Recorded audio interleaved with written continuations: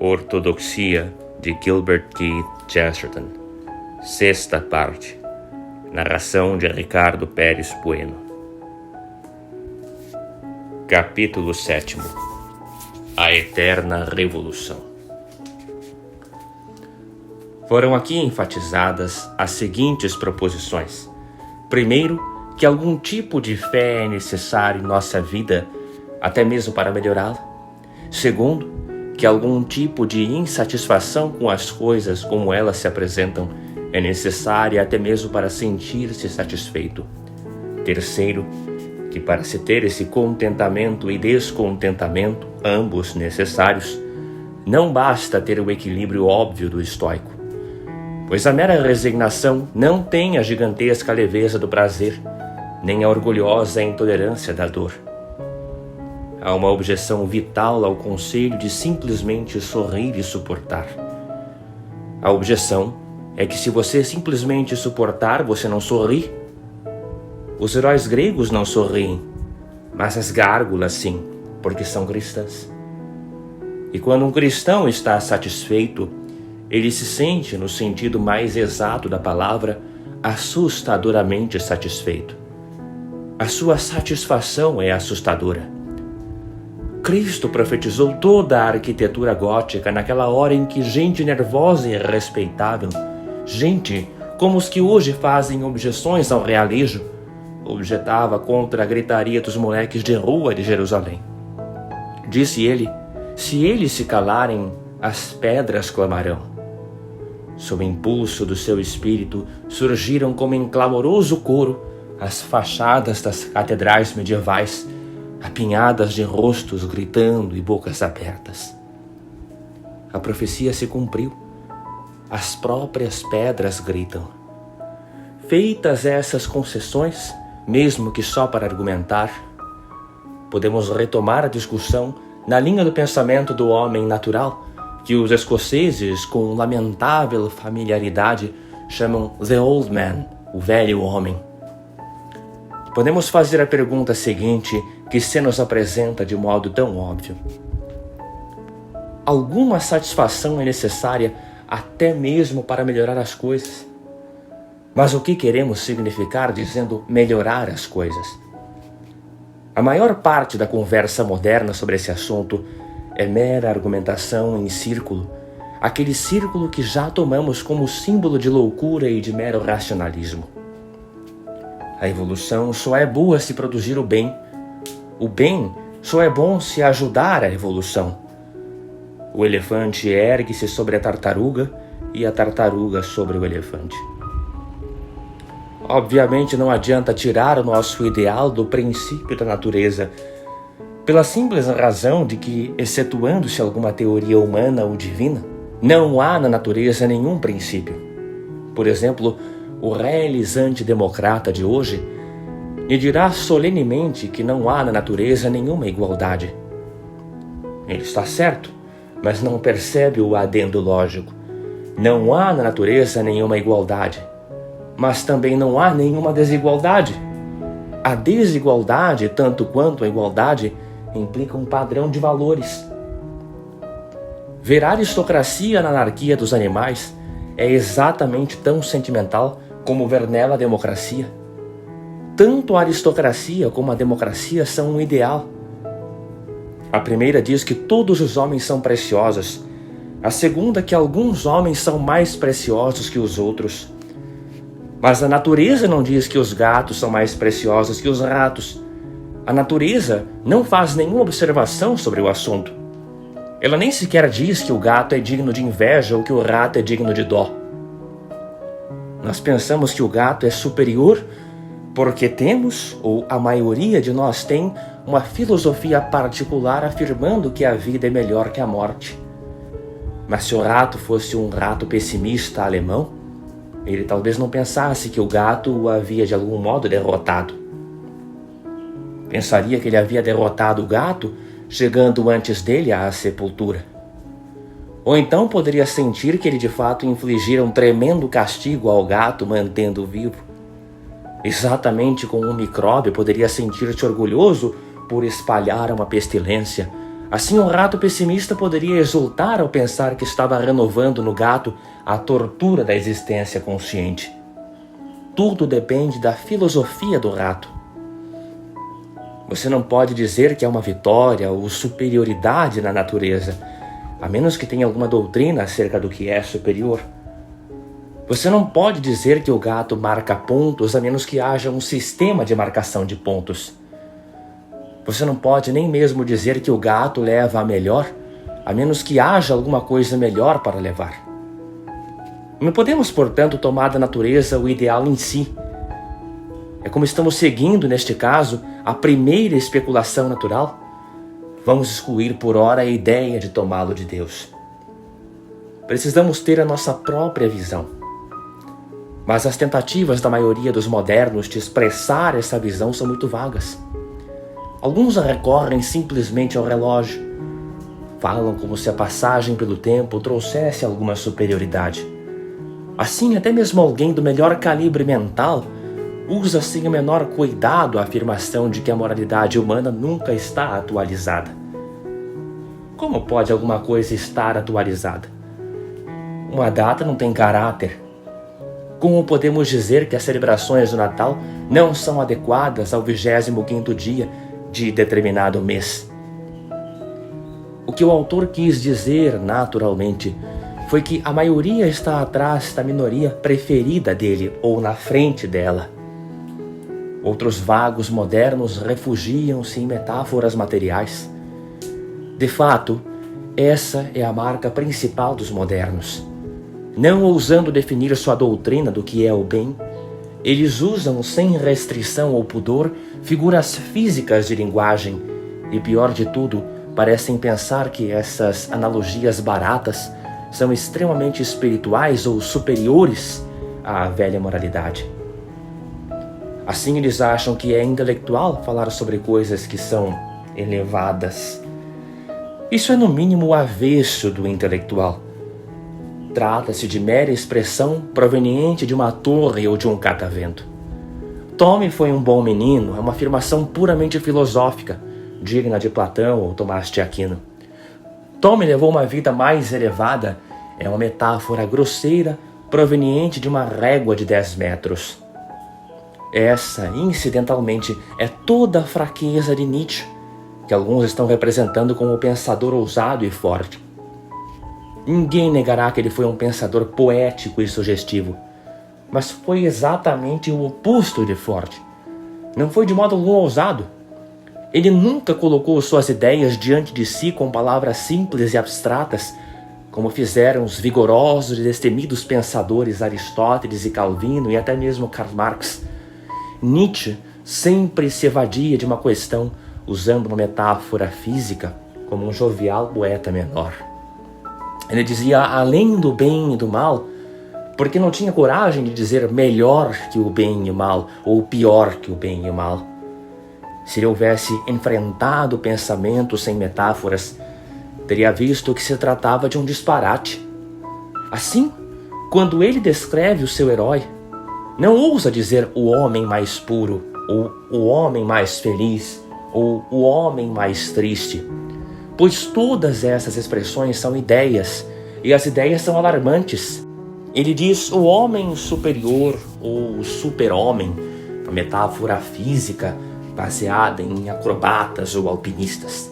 Nietzsche é realmente um pensador muito tímido. Realmente não tem a mínima ideia do tipo de homem que ele quer que a evolução produza. E se ele não sabe, com certeza os evolucionistas comuns que falam sobre coisas que são mais elevadas também não sabem. Além disso, algumas pessoas recorrem à mera submissão e à imobilidade. A natureza vai fazer alguma coisa algum dia. Ninguém sabe o que, ninguém sabe quando. Não temos motivos para agir e para não agir. Se alguma coisa acontece, está certa. Se alguma coisa é obstada, está errada. Outro caso, algumas pessoas tentam antecipar a natureza fazendo alguma coisa, qualquer coisa. Pelo fato de podermos talvez criar asas, eles cortam as próprias pernas. No entanto, eles não sabem de nada. A natureza poderia estar tentando transformá-los em centopeias. Por último, há uma quarta classe de pessoas que tomam uma coisa qualquer que queiram e dizem que ela é o objetivo supremo da evolução. Essas são as únicas pessoas sensatas. Essa é realmente a única maneira sadia de usar a palavra evolução, trabalhar por aquilo que se quer e chamar isso de evolução. O único sentido inteligível que progresso ou avanço pode ter entre os homens é que temos uma visão definida e desejamos fazer o mundo inteiro conformar-se a essa visão. Se você quiser expressar-se assim, a essência da doutrina é que aquilo que nos rodeia é o mero método e a preparação para algo que temos de criar. Este não é um mundo, mas sim um material para um mundo. Deus não nos deu exatamente as cores de um quadro, mas sim as cores de uma paleta. Mas Ele também nos deu um tema, um modelo, uma visão fixa. Devemos ter claro diante de nós o que queremos pintar. Isso acrescenta mais um item à nossa lista anterior de princípios. Dissemos que precisamos gostar do mundo até mesmo para mudá-lo. Acrescentamos agora que precisamos gostar de outro mundo, real ou imaginário, para ter algo definido em que possamos transformar este mundo. Não precisamos debater sobre as meras palavras evolução ou progresso. Pessoalmente, prefiro chamar isso de reforma. Pois a reforma implica forma. Implica que estamos tentando conformar o mundo a uma imagem particular, transformá-lo em algo que mentalmente já enxergamos. Evolução é uma metáfora que se origina na ideia de um desenvolvimento automático. Progresso é uma metáfora para um simples caminhar ao longo de uma estrada, muito provavelmente a estrada errada. Mas reforma é uma metáfora para homens racionais e determinados. Significa que vemos determinada coisa fora de forma e queremos colocá-la em forma, e sabemos qual é a forma. Agora entra aqui em cena todo o fracasso e enorme disparate do nosso tempo.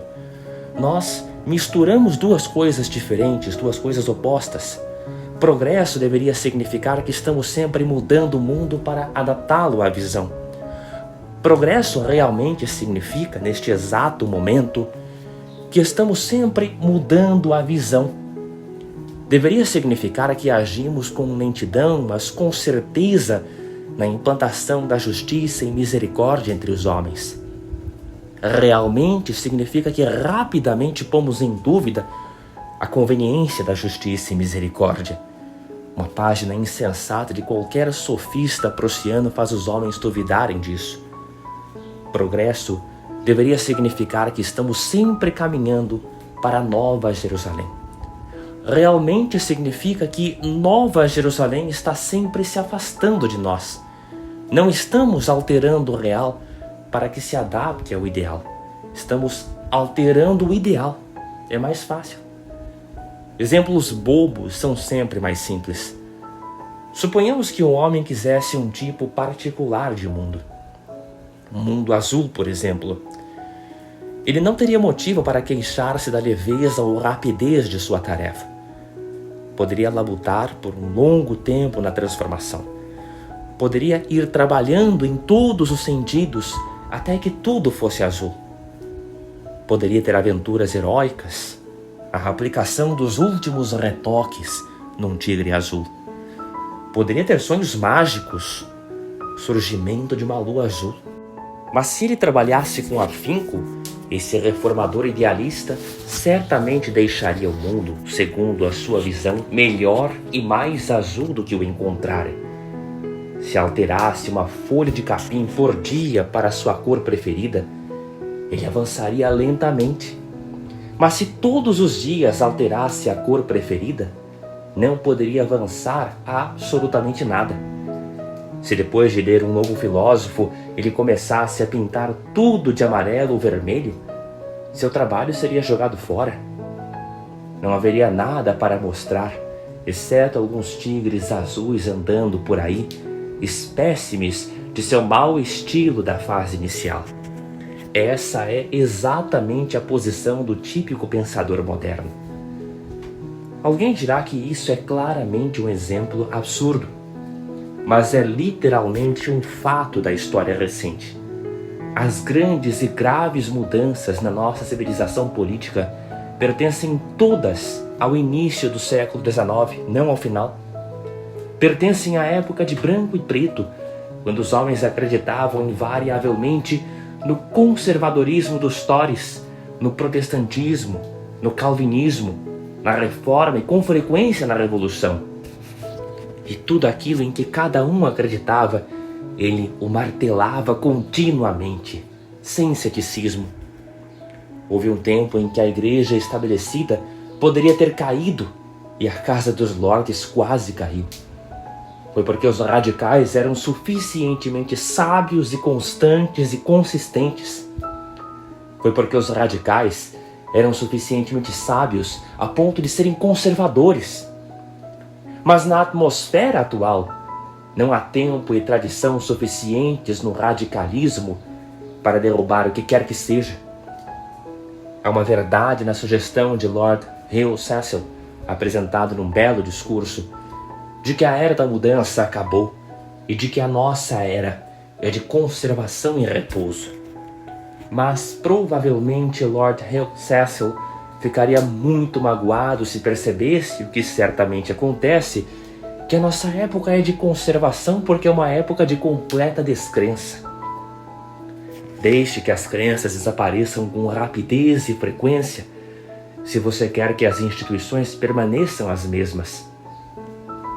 Quanto mais perturbada for a vida da mente, tanto mais o mecanismo da matéria poderá agir por conta própria. O resultado líquido de todas as nossas sugestões políticas, o coletivismo, o tolstoianismo, o neofreudismo, o comunismo, a anarquia, a burocracia científica, o fruto evidente de todas elas é que a monarquia e a Casa dos Lordes permanecerão. O resultado líquido de todas as novas religiões será que a Igreja da Inglaterra não será desestabilizada, sabe Deus por quanto tempo. Foram Karl Marx, Nietzsche, Tolstói, Cunningham Graham, Bernard Shaw e Oberon Herbert, que entre eles, com gigantescos torsos curvados, suportaram o trono do arcebispo de Cantuária. Podemos dizer, de modo geral, que o pensamento livre é a melhor de todas as salvaguardas contra a liberdade. Controlada num estilo moderno, a emancipação da mente do escravo é a melhor maneira de impedir a emancipação desse escravo. Ensine-o a preocupar-se com a questão de querer ou não ser livre, e ele não se libertará. De novo, pode-se dizer que este exemplo é remoto ou extremo. Mas, de novo, é exatamente verdade em relação ao homem da rua ao nosso redor. É verdade que o escravo negro, sendo um bárbaro aviltado, provavelmente terá um afeto humano de lealdade ou um afeto humano pela liberdade. Mas o homem que vemos todos os dias, trabalhador da fábrica do Sr. Gradgrind, o pequeno funcionário do escritório do Sr. Gradgrind, está mentalmente preocupado demais para preocupar-se com a liberdade. Ele é mantido sob controle com literatura revolucionária. É acalmado e mantido em seu lugar por meio de uma constante sucessão de filosofias insensatas. Ele é marxista num dia, nietzschiano no outro, super-homem, provavelmente, no dia seguinte, e escravo todos os dias. A única coisa que permanece depois de todas as filosofias é a fábrica. O único homem que ganha com todas essas filosofias é Gradgrind. Para ele valeria a pena manter sua escravidão comercial abastecida de literatura cética. E pensando nisso agora parece óbvio, o Sr. Gradgrind é famoso por doar bibliotecas. Nisso ele mostra sua inteligência. Todos os livros modernos estão do seu lado. Enquanto a visão do céu estiver sempre mudando, a visão da terra será exatamente a mesma. Nenhum ideal continuará por um tempo longo o suficiente para ser concretizado, mesmo que seja de modo parcial. O jovem moderno nunca mudará o ambiente, ele sempre mudará a mente. Essa, portanto, é a nossa primeira exigência envolvendo o ideal para o qual se direciona o progresso. Ele deve ser fixo. Whistler costumava fazer muitos estudos rápidos de um modelo. Não importava se tinha de rasgar 20 retratos, mas teria importado se ele erguesse o olhar e visse cada vez uma nova pessoa placidamente posando para o retrato. Assim, não interessa, comparativamente falando, quantas vezes a humanidade fracassa na imitação do seu ideal, pois nesse caso seus velhos fracassos são frutíferos. Mas interessa dramaticamente quantas vezes a humanidade muda o seu ideal, pois nesse caso todos os seus velhos fracassos são infrutíferos. O problema, portanto, é o seguinte: como podemos manter o artista descontente com seu quadro e ao mesmo tempo impedi-lo de sentir-se vitalmente insatisfeito com a sua arte? Como podemos manter alguém sempre insatisfeito com a sua obra e, no entanto, sempre satisfeito com o trabalho? Como podemos certificar-nos de que o pintor do retrato jogará o retrato pela janela em vez de tomar a medida natural e mais humana de jogar o modelo? Regras severas não somente são necessárias para governar, também são necessárias para revelar-se. Esse ideal fixo e conhecido é necessário para qualquer tipo de revolução. O homem às vezes atua lentamente com base em novas ideias, mas às vezes atua com rapidez com base em velhas ideias. Se eu quiser simplesmente flutuar ou desaparecer ou evoluir, pode ser na direção de algo anárquico, mas se eu quiser rebelar-me, deve ser por algo respeitável. Aqui está toda a fraqueza de certas escolas de progresso e evolução moral. Elas sugerem que tenha havido um movimento lento na direção da moralidade, com uma imperceptível mudança ética todos os anos ou a cada instante. Essa teoria tem apenas uma grande desvantagem. Ela fala de um movimento lento na direção da justiça, mas não permite um movimento rápido. Não é permitido ao homem levantar-se de repente e declarar que certo estado de coisas é intrinsecamente intolerável. Para esclarecer a questão, é melhor tomar um exemplo específico. Alguns dentre os vegetarianos idealistas, como o Sr. Salinas, dizem que é chegado o tempo de não mais comermos carne.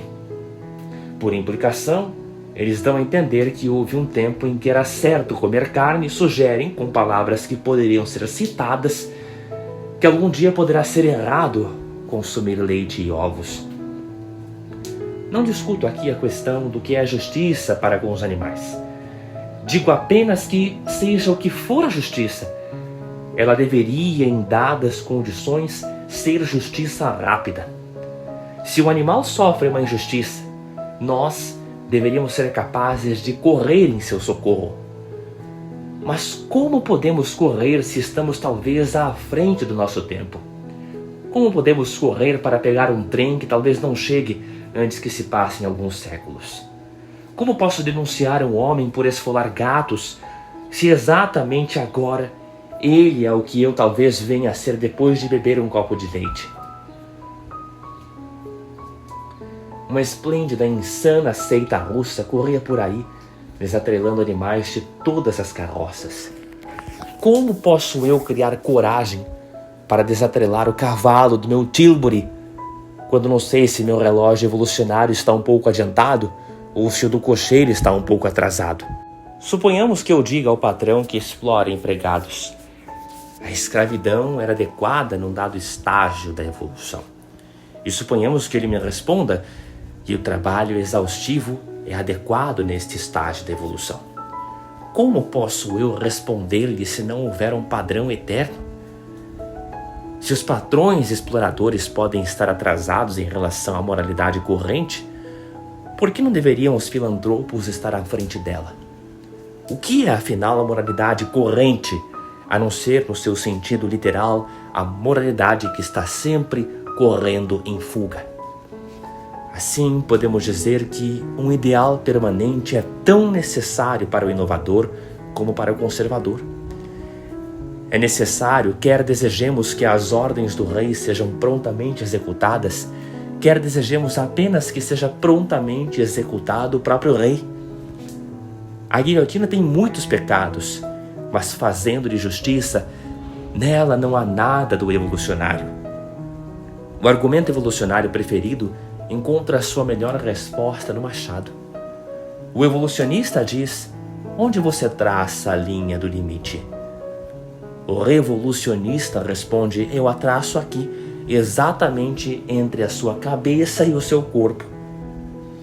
Deve existir, num determinado momento, um certo e um errado abstratos para que o golpe possa ser desferido. Deve existir algo eterno para que possa haver alguma coisa repentina. Portanto, para todos os propósitos humanos, para alterar as coisas ou para mantê-las como são, para dar um acabamento definitivo, como na China, ou para alterá-lo todos os meses, como no início da Revolução Francesa, é igualmente necessário que a visão seja uma visão fixa. Essa é a nossa primeira exigência.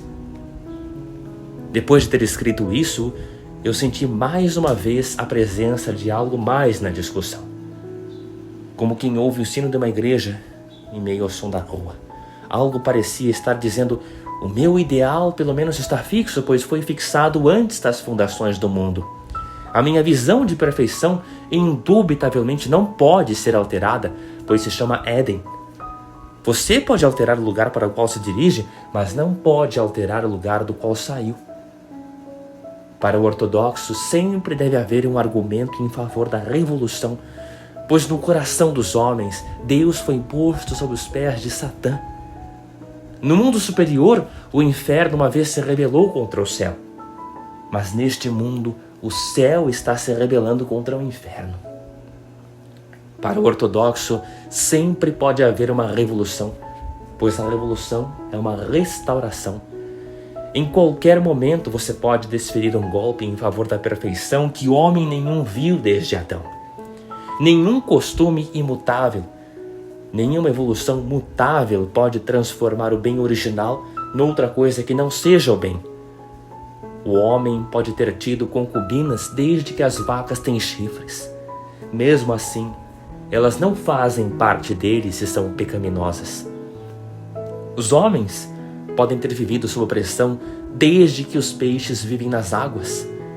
Mesmo assim, eles não deveriam ter passado por isso se a opressão é pecaminosa. A corrente pode parecer tão natural para o escravo, ou a maquilagem para a meretriz, como a plumagem para o pássaro ou a toca para a raposa. Mesmo assim, elas não são naturais se são pecaminosas. Eu ergo a minha pré-histórica lenda para desafiar toda a sua história. A sua visão não é meramente um objeto fixo, é um fato. Eu parei para observar a coincidência do cristianismo, mas fui em frente. Fui em frente e examinei a necessidade seguinte de qualquer ideal de progresso. Algumas pessoas, como já disse, parecem acreditar num progresso automático e impessoal presente na natureza das coisas. Mas está claro que não se pode estimular nenhuma atividade política dizendo que o progresso é natural e inevitável. Isso não é uma razão para ser ativo, mas é antes uma razão para ser preguiçoso. Se estamos fadados a melhorar, não precisamos preocupar-nos com isso. A doutrina pura do progresso é a melhor de todas as razões para não ser progressista. Mas não é para nenhum desses comentários óbvios que eu desejo primeiramente chamar a atenção. O único ponto que chama a atenção é este, que se nós supomos que a melhoria é natural, ela deve ser bastante simples. O mundo poderia supostamente estar trabalhando para uma consumação, mas não para uma harmonização particular de muitas qualidades. Tomemos a nossa comparação original. A natureza por si só pode estar ficando mais azul, isto é, um processo tão simples que poderia ser impessoal. Mas a natureza não pode estar criando um quadro cuidadoso feito de muitas cores selecionadas, a menos que ela seja pessoal. Se o fim do mundo fosse mera escuridão ou mera luz, ele poderia acontecer tão lenta e inevitavelmente como o anoitecer ou o amanhecer. Mas se o fim do mundo for uma peça de elaborado e artístico chiaroscuro, então deve haver nele um plano ou divino ou humano. O mundo, através do tempo, poderia enegrecer como um quadro velho, ou descorar-se como um casaco velho. Mas se ele é transformado numa peça particular de arte em branco e preto, então existe um artista. Se a distinção não estiver clara, dou um exemplo comum. Ouvimos constantemente dos humanitários modernos uma crença cósmica particular. Uso a palavra humanitários no sentido comum, significando pessoas que defendem as reivindicações de todas as criaturas contra as reivindicações da humanidade. Eles sugerem que através dos tempos ficamos cada vez mais humanos, isto é, que um depois do outro, grupos e segmentos de seres, escravos, crianças, mulheres, vacas, ou seja lá o que for, foram gradativamente sendo contemplados pela misericórdia e pela justiça. Dizem que outrora julgávamos certo comer seres humanos, o que não é verdade, mas não estou aqui preocupado com a história dessas pessoas, que é altamente anti-histórica. De fato, a antropofagia é com certeza uma coisa decadente, não uma coisa primitiva. É muito mais provável que o homem moderno coma carne humana por afetação do que o homem primitivo a tenha comido por ignorância.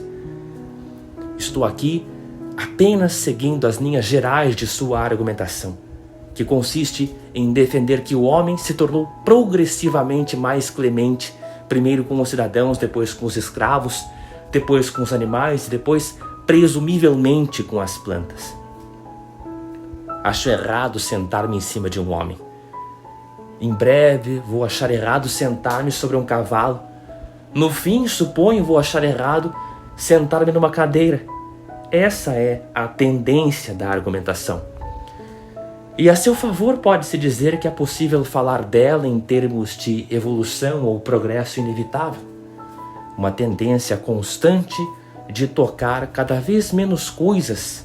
Poderia, a gente sente, ser uma simples tendência inconsciente básica, como a tendência de uma espécie a ter cada vez menos filhos. O impulso pode realmente ser evolucionário porque é estúpido. O darwinismo pode ser usado para apoiar duas moralidades insanas, mas não pode ser usado para apoiar uma que seja sadia. O parentesco e a competição de todas as criaturas vivas podem ser utilizados como motivos para alguém ser insanamente cruel ou insanamente sentimental, mas não para alimentar um amor sadio pelos animais. Com base na evolução, você pode ser desumano ou absurdamente humano, mas não pode ser um ser humano. O fato de você e um tigre serem a mesma coisa pode ser motivo para ser gentil com o tigre, ou então pode ser motivo para ser tão cruel como o tigre. Um jeito é treinar o tigre a imitar você. Outro jeito mais rápido é você imitar o tigre. Mas em nenhum desses casos a evolução lhe diz como tratar o tigre racionalmente, isto é, admirando-lhe as listras e evitando-lhe as garras. Se você quer tratar um tigre racionalmente, precisa retroceder ao jardim do Éden, pois o obstinado lembrete continuava a repetir-se. Apenas o sobrenatural pode assumir uma visão sadia da natureza.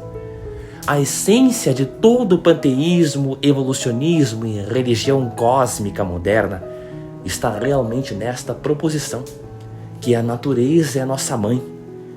Infelizmente, se você considerar a natureza como mãe, vai descobrir que ela é madrasta. O ponto principal do cristianismo era este: que a natureza não é a nossa mãe. A natureza é nossa irmã. Podemos sentir orgulho de sua beleza, uma vez que temos o mesmo pai. Mas ela não tem autoridade sobre nós. Temos de admirá-la, não de imitá-la. Isso confere ao prazer tipicamente cristão neste mundo um estranho toque de leveza que é quase frivolidade. A natureza foi mãe solene para os adoradores de Isis e Cibele.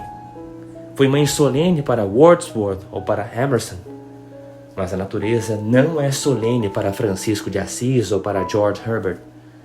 Para São Francisco de Assis, ela é irmã, até mesmo uma irmã menor. Uma irmãzinha que dança, de quem se ri e a quem se ama. Entretanto, esse está longe de ser o nosso ponto principal neste momento. Entrei no assunto apenas para mostrar de que forma constante e, por assim dizer, acidental, a chave se encaixa nas menores portas. Nosso ponto principal aqui é que se há uma simples tendência de melhora impessoal na natureza, é de presumir que seja uma tendência para algum triunfo simples. Pode-se imaginar que alguma tendência automática na biologia possa agir para nos proporcionar um nariz cada vez mais comprido. Mas a questão é a seguinte: nós queremos ter um nariz cada vez mais comprido? Imagino que não. Imagino que a maioria de nós deseja dizer ao nariz: até aqui e não mais. Aqui a tua orgulhosa ponta será detida. Exigimos um nariz de tal tamanho que possa assegurar-nos um rosto interessante. Mas não podemos imaginar uma simples tendência biológica visando a produzir rostos interessantes, pois um rosto assim é uma disposição particular de olhos, nariz e boca numa relação extremamente complexa entre si. A proporção não pode ser uma tendência, ou é um acidente ou é um plano. O mesmo acontece com o ideal da moralidade humana e sua relação com os humanitários e anti-humanitários. É concebível que o nosso contato manual com as coisas venha a diminuir cada vez mais. Deixaremos de conduzir cavalos e de apanhar flores. Talvez um dia sejamos obrigados a não perturbar a mente humana, nem sequer com uma discussão. A não perturbar o sono dos pássaros, nem sequer tossindo. Essa apoteose final aparentemente mostrará um homem sentado totalmente imóvel, sem ousar mexer-se para não perturbar uma mosca, nem comer para não incomodar um micróbio. Para uma consumação tão cruel como essa, poderíamos talvez inconscientemente caminhar. Mas realmente queremos uma consumação tão cruel? De modo semelhante, poderíamos inconscientemente evoluir seguindo a linha de desenvolvimento oposta ou nietzschiana, um super-homem esmagando os super-homens numa torre de tiranos, até que o universo fosse destruído por diversão. Mas queremos o universo destruído por diversão?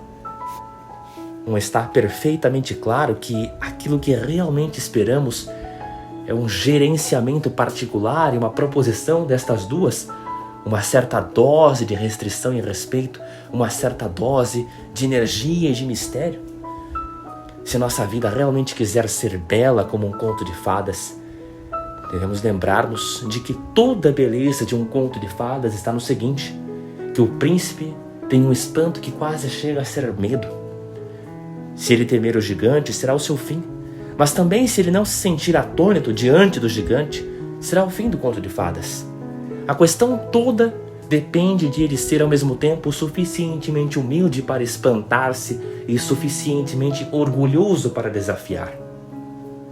Assim, nossa atitude com o gigante do mundo não deve simplesmente ser de crescente delicadeza ou de crescente desprezo. Deve haver uma determinada proporção das duas coisas que esteja exatamente certa. Devemos ter em nós reverência suficiente por todas as coisas fora de nós, a ponto de pisar a grama com cuidado. Devemos também ter desprezo suficiente por todas as coisas fora de nós, a ponto de, na ocasião devida, cuspir nas estrelas.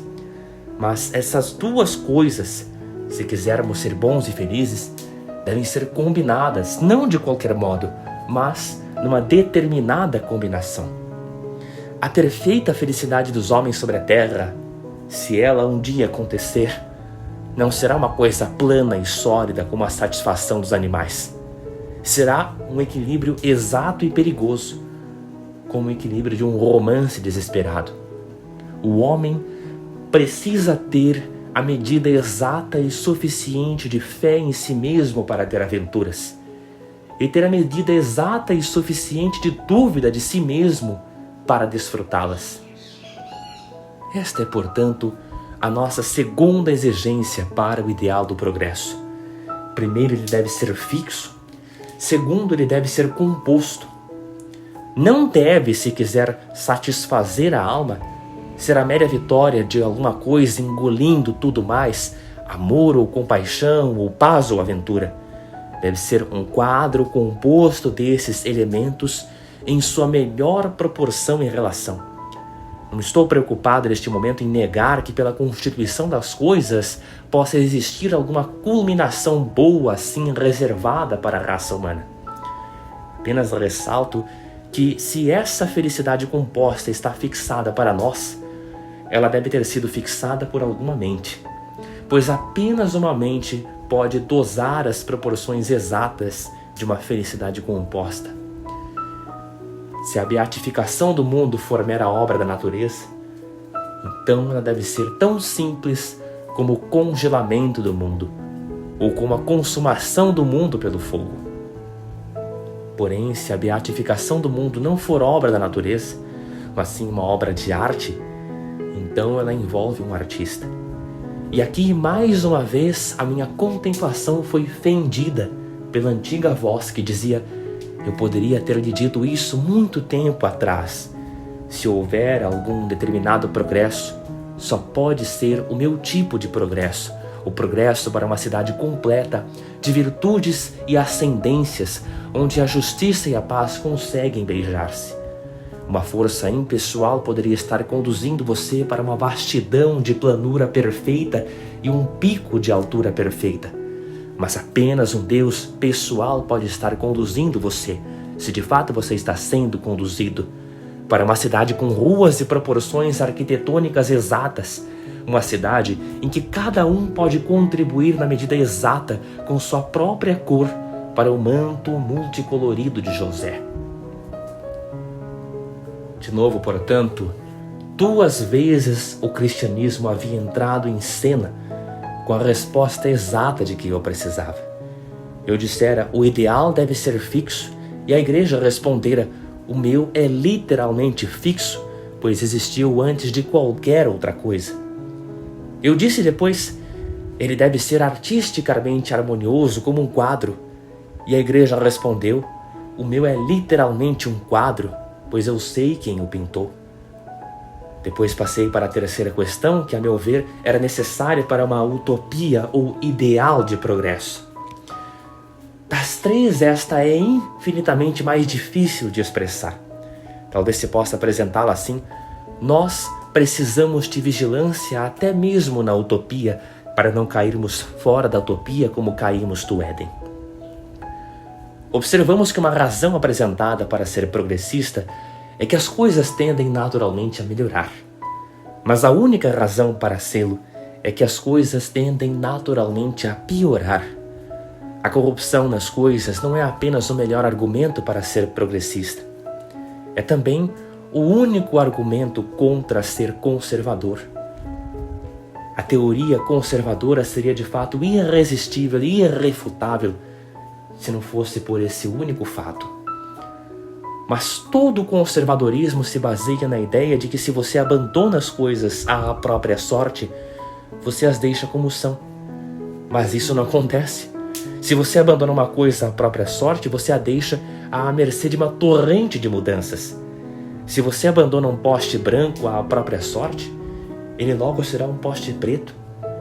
Se você deseja particularmente que ele seja branco, precisa pintá-lo continuamente. Isto é, você precisa estar sempre promovendo uma revolução. Em resumo, se você quer o velho poste branco, precisa ter um novo poste branco. Mas isso que é verdade, até no caso de coisas inanimadas, é verdade num sentido muito especial e terrível no caso de todas as coisas humanas. Uma vigilância quase antinatural é de fato exigida dos cidadãos por causa da horrível rapidez com que as instituições humanas envelhecem. Costuma-se falar no jornalismo, em romances passageiros, de homens que sofrem sob velhas tiranias. Mas, na verdade, os homens sempre sofreram sob tiranias novas. Sob tiranias que haviam sido liberdades públicas apenas 20 anos antes. Assim, a Inglaterra enlouqueceu de alegria com a monarquia patriótica da Rainha Elizabeth. E depois, quase imediatamente depois, enlouqueceu de raiva nas armadilhas da tirania do rei Carlos I. Assim também na França a monarquia tornou-se intolerável, não apenas logo depois de ter sido tolerada, mas logo depois de ter sido adorada. O filho do bem-amado Luís foi o Luís guilhotinado. Assim, da mesma forma, na Inglaterra do século XIX, o fabricante radical recebia do povo a confiança de um verdadeiro tribuno, até que de repente ouvimos o socialista gritar que ele era um tirano que comia gente como se come pão. Assim também, quase até o último instante, confiamos nos jornais como sendo órgãos da opinião pública. Só recentemente alguns de nós percebemos, não lentamente, mas com um susto, que eles, obviamente, não são nada disso.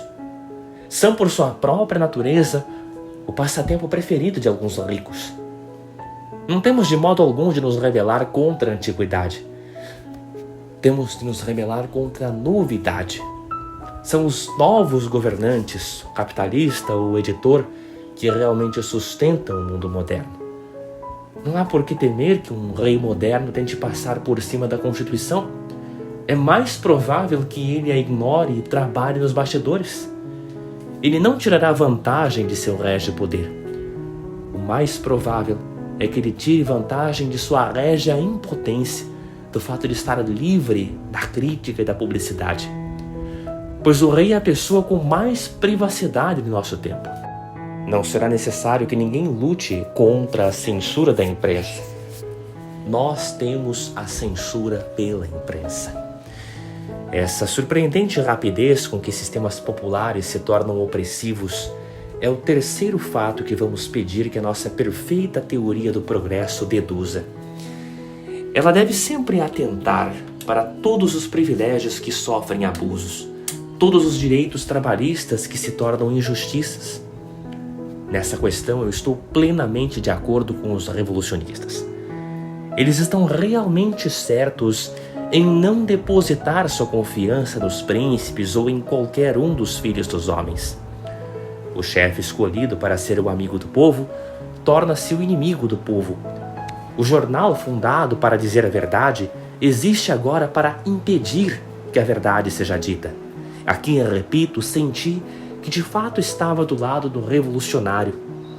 E depois respirei novamente, pois me lembrei de que eu mais uma vez estava do lado do ortodoxo. O cristianismo pronunciou-se de novo e disse: eu sempre afirmei que os homens eram naturalmente reincidentes no erro, que a virtude humana, por sua própria natureza, tendia a enferrujar e corromper-se. Eu sempre afirmei que os seres humanos como tais cometem erros, especialmente os seres humanos felizes, especialmente os seres humanos prósperos e orgulhosos. Essa revolução eterna, essa suspeita sustentada ao longo dos séculos, você, sendo um vago moderno, a chama de doutrina do progresso. Se você fosse um filósofo, você a chamaria, como eu, de doutrina do pecado original. Você pode chamá-la de avanço cósmico tanto quanto você quiser. Eu a chamo o que ela é: a queda. Falei da ortodoxia apresentando-se como uma espada. Confesso que aqui ela se apresentou como uma acha de armas, pois de fato, pensando nisso, o cristianismo é a única coisa remanescente que tem algum direito real de questionar o poder dos bem-nascidos e bem-criados. Ouvi muitas vezes os socialistas e até mesmo os democratas dizendo que as condições físicas dos pobres devem necessariamente torná-los mental e moralmente aviltados. Ouvi cientistas, ainda há cientistas que não se opõem à democracia, dizendo que se dermos aos pobres condições mais sadias, o vício e a injustiça desaparecerão. Eu os escutei com horrível atenção, com tremenda fascinação, pois era como observar alguém serrando vigorosamente o galho da árvore em que está sentado. Se esses democratas felizes pudessem provar sua tese, eles desfeririam um golpe mortal na democracia. Se os pobres são assim totalmente desmoralizados, pode ser ou não prático alçá-los a melhores condições. Mas é certamente muito prático privá-los dos direitos civis. Se o homem que tem um quarto de dormir ruim não pode produzir um voto bom, então a primeira e mais rápida dedução é que ele nunca deverá votar. A classe governante, sem contradizer-se, pode afirmar: talvez leve algum tempo para reformar seu quarto de dormir, mas se ele é a fera que vocês afirmam que é, bastará um breve espaço de tempo para ele arruinar o nosso país. Portanto, vamos aceitar a sua sugestão e não vamos dar a ele a menor oportunidade. Acho horrivelmente engraçado observar como o socialista sério estabelece com cuidado a fundação de toda a aristocracia, delongando-se maliciosamente sobre o evidente despreparo dos pobres para governar. É como ouvir alguém numa festa formal desculpando-se por comparecer sem o traje exigido e explicando que recentemente se embriagara, tinha o hábito de tirar a roupa na rua e, além disso, acabara de trocar o uniforme da prisão. Sente-se que a qualquer momento o anfitrião poderia dizer-lhe que, de fato, se a situação era assim tão grave, ele simplesmente não precisava ter comparecido. Assim é quando o socialista comum, de rosto radiante, prova que os pobres, depois de suas devastadoras experiências, não podem realmente ser dignos de confiança. A qualquer momento os ricos poderiam dizer: então está bem, nós não vamos confiar neles, e lhe bateriam a porta na cara. Com base na visão do Sr. Blatchford sobre a hereditariedade e o meio, a causa da aristocracia é totalmente irrefutável. Se casas limpas e ar puro criam almas limpas e puras, por que não entregar o poder, pelo menos no momento presente, àqueles que indubitavelmente têm ar puro? Se condições melhores tornarão os pobres mais aptos a governar-se a si mesmos, por que condições melhores já não deveriam tornar os ricos mais indicados para governá-los? Segundo o argumento comum do meio, a questão é bastante evidente. A classe confortável deve ser simplesmente a nossa vanguarda na utopia. Existe alguma refutação à proposição de que aqueles que têm tido as melhores oportunidades provavelmente serão nossos melhores guias? Existe alguma refutação à argumentação de que aqueles que respiraram ar puro deveriam decidir por aqueles que respiraram ar poluído? Até onde eu sei, só há uma refutação, e essa refutação é o cristianismo. Somente a igreja cristã pode apresentar uma objeção à completa confiança nos ricos, pois desde o início ela manteve que o perigo não estava no meio em que vive o homem, mas sim no homem. Mais ainda, ela manteve que se quisermos discutir um meio perigoso, o mais perigoso de todos os meios é o meio confortável. Eu sei que o fabricante mais moderno tem andado muito ocupado na tentativa de produzir uma agulha extraordinariamente grande. Eu sei que os mais recentes biólogos têm andado ansiosos por descobrir um camelo muito pequeno. Mas se reduzirmos o camelo ao mínimo possível, ou se abrirmos o buraco da agulha ao máximo possível, se em suma supusermos que as palavras de Cristo tinham exatamente o significado mínimo que poderiam ter, suas palavras deve no mínimo significar o seguinte, que é provável que os ricos não sejam moralmente dignos de confiança. O cristianismo, mesmo quando diluído, é forte o suficiente para reduzir toda a sociedade moderna a trapos. O simples mínimo da igreja seria um ultimato mortal para o mundo, pois todo o mundo moderno está absolutamente baseado no pressuposto não de que os ricos são necessários, o que é defensável, mas de que os ricos são dignos de confiança, o que para um cristão não é defensável. Você vai ouvir a vida inteira em todas as discussões sobre jornais, companhias, aristocracias ou partidos políticos, o argumento de que o rico não pode ser subornado. O fato é naturalmente que o rico é subornado. Ele já foi subornado. É por isso que ele é rico. Todo esse argumento em favor do cristianismo é que um homem que depende dos confortos desta vida é um homem corrupto, espiritualmente corrupto, politicamente corrupto, financeiramente corrupto. Há uma coisa que Cristo e todos os santos cristãos disseram com uma espécie de monotonia cruel. Eles disseram simplesmente que ser rico é correr um risco peculiar de desastre moral. Não se pode demonstrar que seja anticristão matar os ricos como violadores de uma justiça definível. Não se pode demonstrar que seja anticristão coroar os ricos como convenientes governantes da sociedade. Não é certamente anticristão rebelar-se contra os ricos ou submeter-se a eles. Mas é com certeza totalmente anticristão confiar nos ricos, considerar que os ricos são moralmente mais dignos de confiança que os pobres. Um cristão pode coerentemente dizer: eu respeito a posição social daquele homem, embora ele aceite subornos. Mas um cristão não pode dizer, como todos os modernos andam dizendo no café da manhã e no almoço, um homem daquela posição social não aceitaria subornos. Pois é parte do dogma cristão que qualquer homem de qualquer posição social pode aceitar subornos. É parte do dogma cristão. E acontece que, por uma curiosa coincidência, é parte da óbvia história humana. Quando as pessoas dizem que o homem naquela posição social seria incorruptível, não há necessidade de trazer o cristianismo para a discussão. Acaso Lord Bacon era um engraxate? E o Duque de Marlborough era um gari? Na melhor das utopias, devo estar preparado para a queda moral de qualquer homem de qualquer posição a qualquer momento. Devo estar preparado especialmente para a minha queda de minha posição neste momento. Muitos artigos de jornal vagos e sentimentais foram espalhados para dizer que o cristianismo é semelhante à democracia, e a maior parte deles mal tem força e clareza suficientes para refutar o fato de que essas duas instituições muitas vezes brigaram entre si.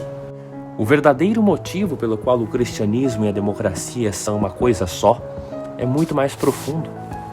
A única ideia especial e peculiarmente anticristã é a de Carlyle, que deveria governar quem sente que pode fazê-lo. Cristã pode ser qualquer outra coisa, isso é pagão. Se a nossa fé fizer algum comentário sobre governo, o comentário deve ser o seguinte, que deveria governar quem não achasse que pode fazê-lo.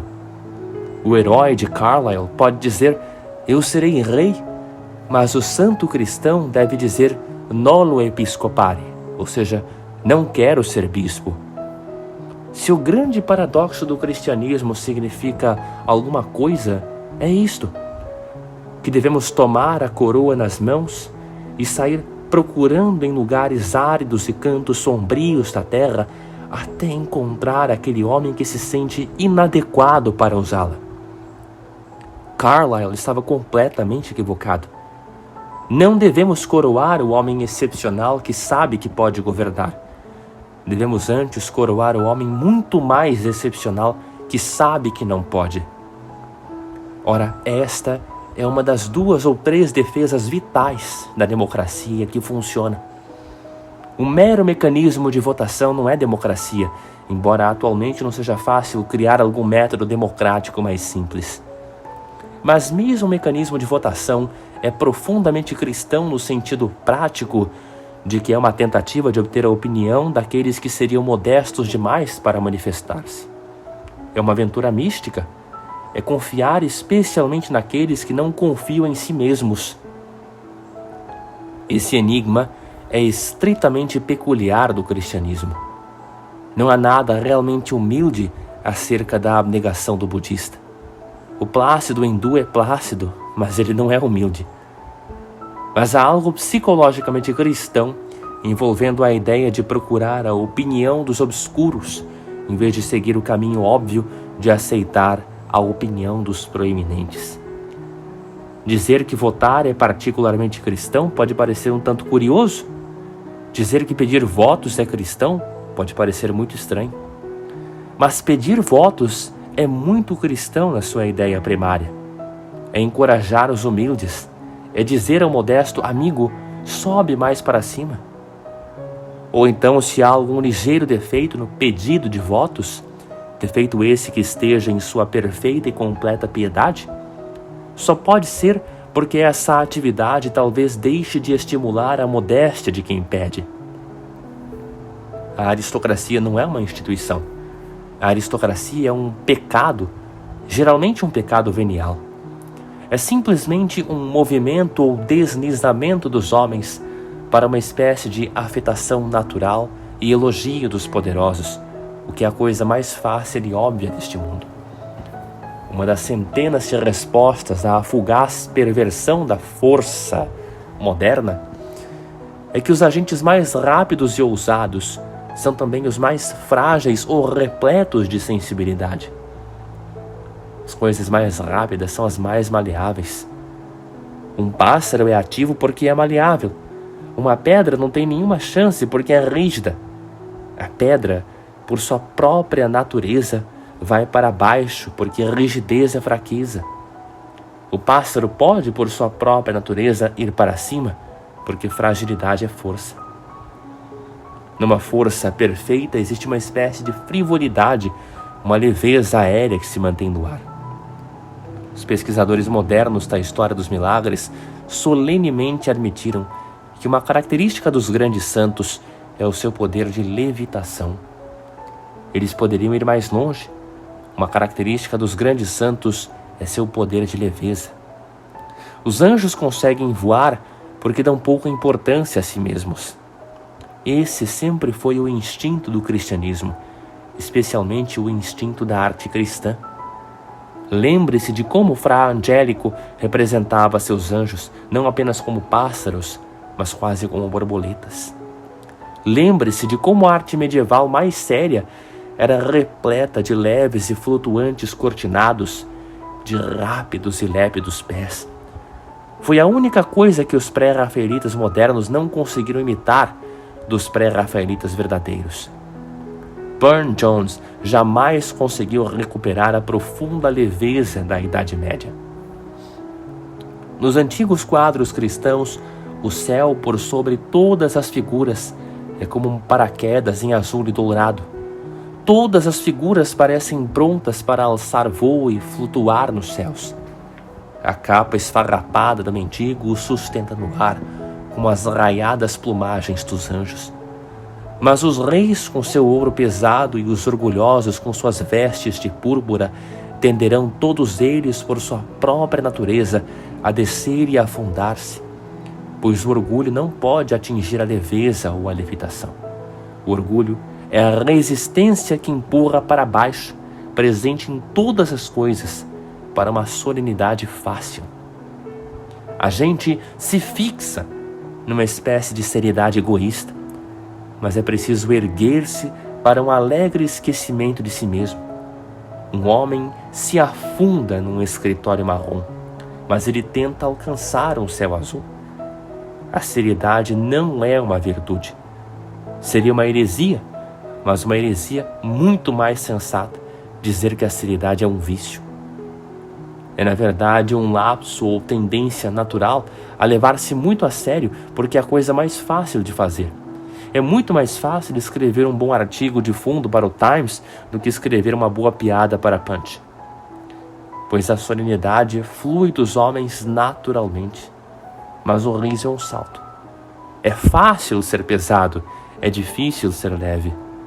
Satanás caiu devido à força da gravidade. Ora, desde que se tornou cristã, cabe à Europa esta honra peculiar. Embora tenha uma aristocracia, ela, no fundo do coração, sempre a tratou como uma fraqueza, geralmente uma fraqueza que se deve permitir. Se alguém deseja apreciar esse ponto, que busque fora do cristianismo em outras atmosferas filosóficas. Que compare, por exemplo, as classes sociais da Europa com as castas da Índia. Lá a aristocracia é muito mais terrível, porque é muito mais intelectual. Sente-se lá que a escala de classes é uma escala de valores espirituais, que o padeiro é melhor que o açougueiro num sentido sagrado e invisível. Mas nenhum cristianismo, nem mesmo mais ignorante ou perverso, jamais sugeriu que um baronete era melhor do que um açougueiro nesse sentido sagrado. Nenhum cristianismo, por mais ignorante e extravagante que fosse, jamais sugeriu que um duque não seria condenado. Na sociedade pagã pode ter existido, eu não sei, alguma divisão séria dessa espécie entre o homem livre e o escravo. Mas na sociedade cristã sempre pensamos que o cavalheiro é uma espécie de piada, embora eu admita que em algumas cruzadas e conselhos de grande importância ele adquiriu o direito de ser considerado uma piada de mau gosto. Mas nós da Europa, no fundo da alma, jamais levamos a aristocracia a sério. É tão somente um ocasional estrangeiro não europeu, como o Dr. Oscar Levy, o único nietzschiano inteligente, que chega a conseguir por um momento levar a aristocracia a sério.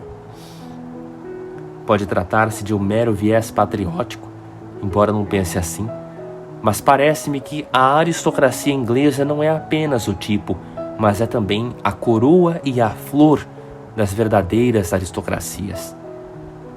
Ela tem todas as virtudes oligárquicas, bem como todos os defeitos. É despretensiosa, é bondosa, é corajosa em questões óbvias, mas tem um grande mérito que se sobrepõe até mesmo a essas virtudes. O grande e óbvio mérito da aristocracia inglesa é que provavelmente ninguém poderia levá-la a sério. Em resumo, eu havia decifrado lentamente, como de costume, a necessidade de uma lei uniforme na utopia.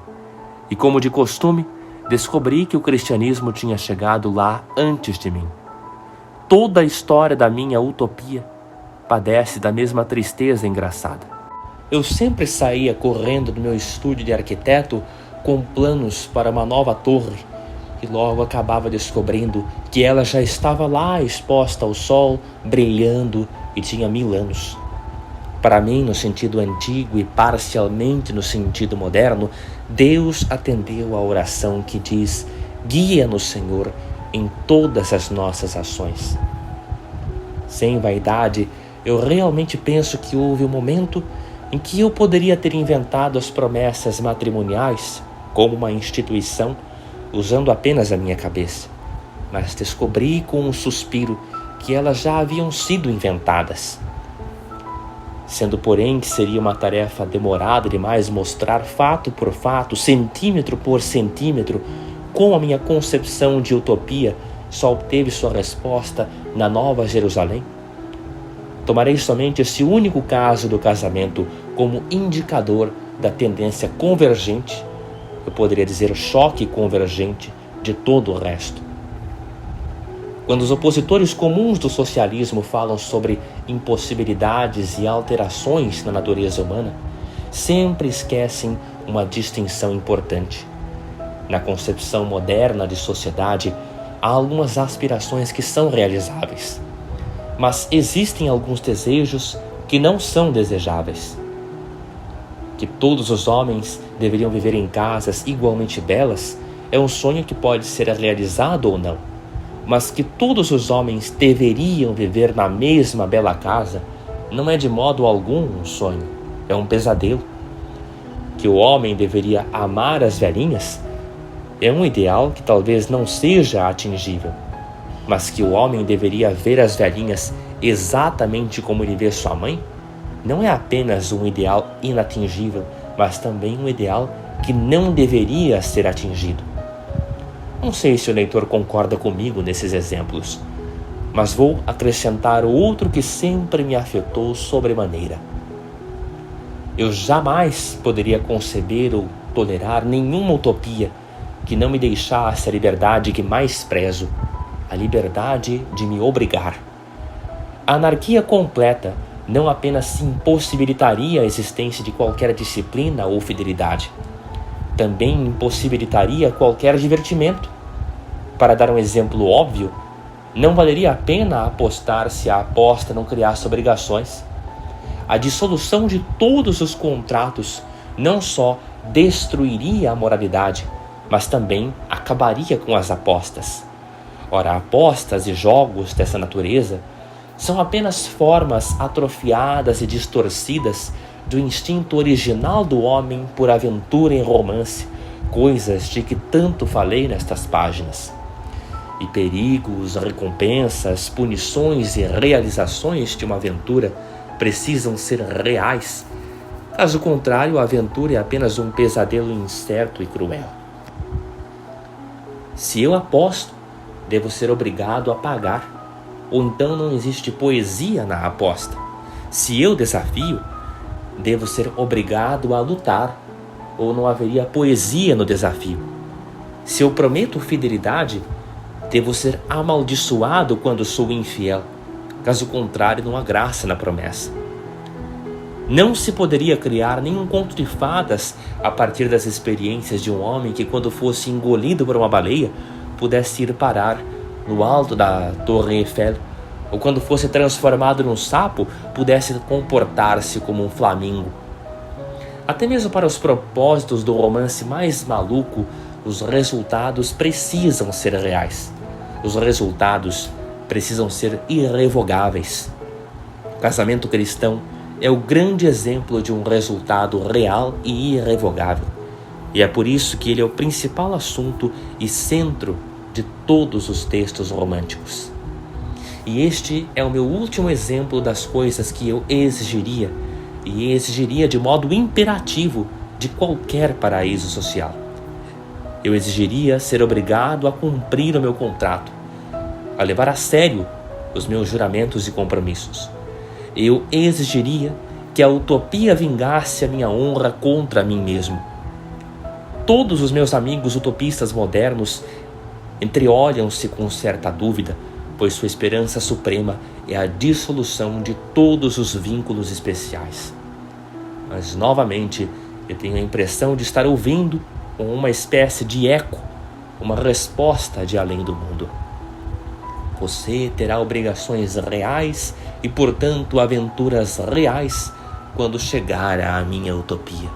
Mas a obrigação mais difícil e a aventura mais extraordinária consistem em chegar lá.